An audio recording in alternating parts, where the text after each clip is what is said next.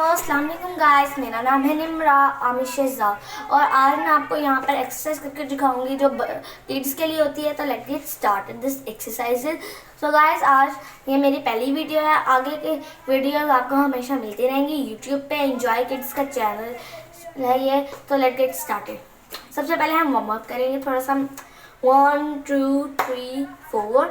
अब यही एक छोटा सा इसके अंदर डिफरेंस करेंगे हम लोग। 1 2 3 4। अब इसके अंदर भी हम छोटा सा डिफरेंस करेंगे। 1 2 3 4। अब इसके नेक्स्ट वाले में भी हम थोड़ा सा डिफरेंस करते हैं। 1 2 4। अब गाइस हम नेक्स्ट करेंगे स्ट्रेचिंग। 1 2 3 4 5 6 7 8 9 10 11 12 13 14 15।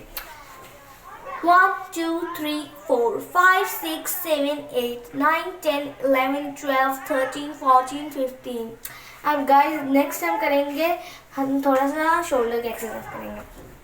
1 2 3 4 5 6 7 8 9 10 11 12। अब गाइस हम इसका बैकवर्ड करेंगे।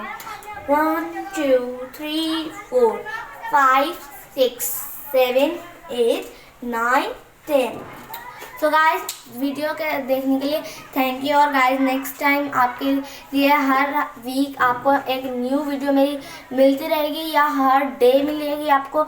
आप ज़रूर देखें और आपको लाइक करने और शेयर कमेंट प्लीज़ कीजिएगा। ये वक्त मेहनत